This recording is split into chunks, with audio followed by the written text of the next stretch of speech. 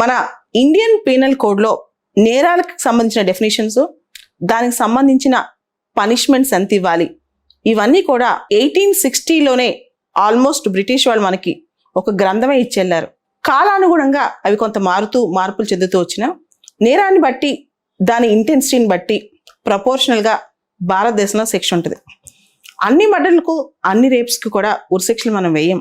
Rarest of the rare కేసెస్లోనే ఉరిశిక్ష వేస్తాం. కానీ ఈ ఉరిశిక్ష, దానికి సంబంధించిన కమ్యూటేషన్ అంశాల్లో చాలా చర్చ జరుగుతూనే ఉంది.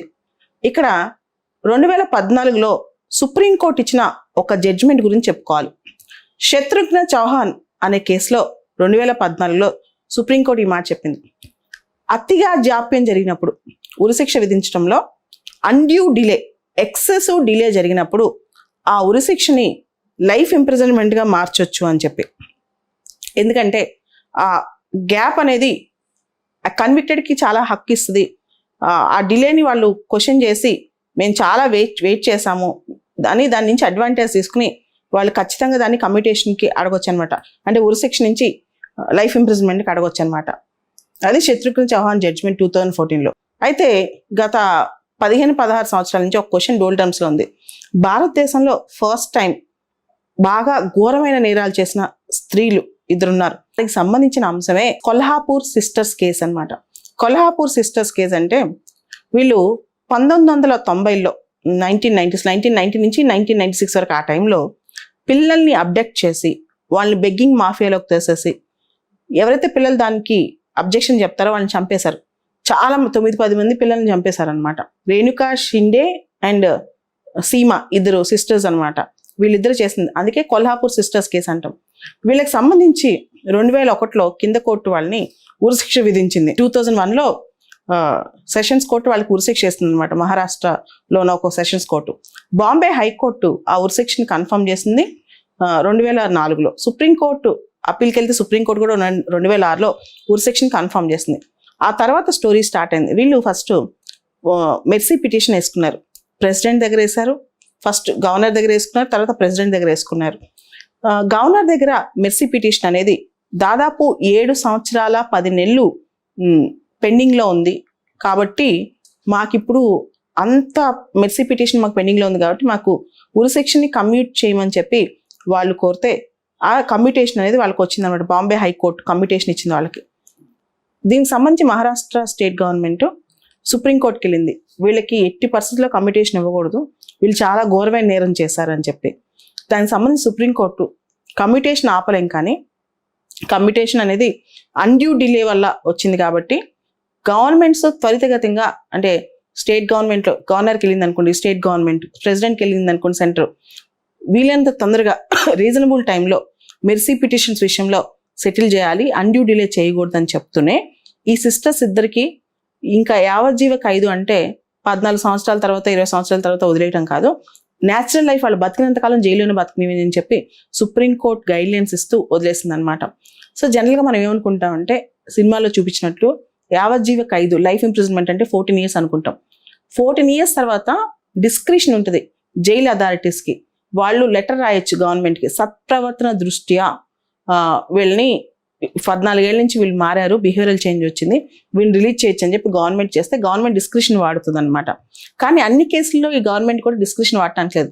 ఉదాహరణకి చాలా స్టేట్ గవర్నమెంట్స్లో జైల్ మాన్యువల్స్లో ఎలా ఉంటుంది అంటే, public services, public officers on డ్యూటీలో ఉన్నప్పుడు వాళ్ళని మర్డర్ చేసిన, లేదా పెద్ద పెద్ద ఘోరాలు, ఒక బస్సు తగలబెడితే బస్సులో ఉన్న వాళ్ళందరూ తగలబెట్టిన, రైలు తగలబెట్టి రైల్లో ఉన్న వాళ్ళందరినీ చంపేసిన, లేదా ఒక చిన్న బాలిక రేప్ విత్ మర్డర్ చేసిన, లేకపోతే పిల్లల్ని చంపేసిన, ఇలాంటి వాటిలో జనరల్గా గవర్నమెంట్ వాళ్ళ సత్ప్రవర్తన దృష్ట్యా కూడా వదలకూడదు.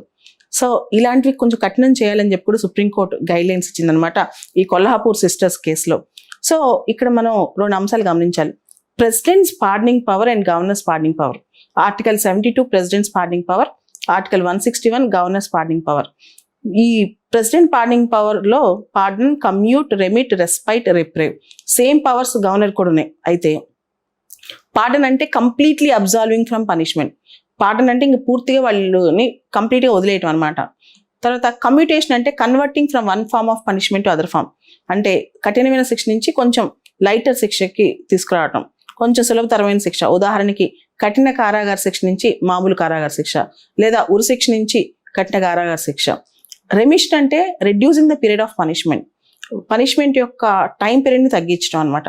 రెస్పైట్ అంటే మెడికల్ గ్రౌండ్స్, ప్రెగ్నెన్సీ ఇలాంటి గ్రౌండ్స్లో.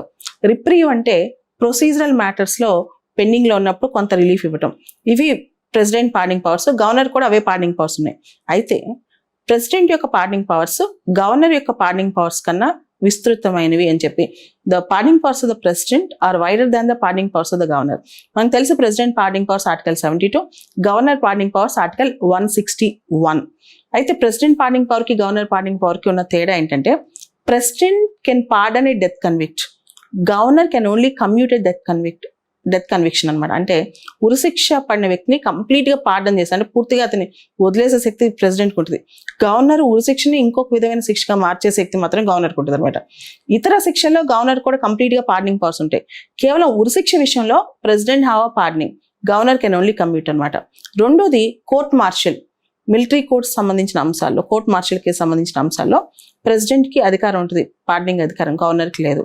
అయితే ఈ ప్రెసిడెంట్ పార్డనింగ్ పవర్స్ కానీ గవర్నర్ పార్డనింగ్ పవర్స్ కానీ వాళ్ళు వ్యక్తిగతంగా పవర్స్ వాడతారా, లేదా అది చట్ట ప్రకారం గవర్నమెంట్ చెప్పినట్టే వినాలా? మనకు చాలా కేసులు ఉన్నాయి దీనికి సంబంధించి.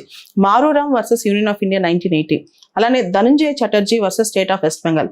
ఈ రెండు కేసుల్లో కూడా ప్రెసిడెంట్ కానీ గవర్నర్ కానీ పార్డనింగ్ పవర్స్ అనేది వాళ్ళు according to the advice of the council of ministers అనే చెప్పారు.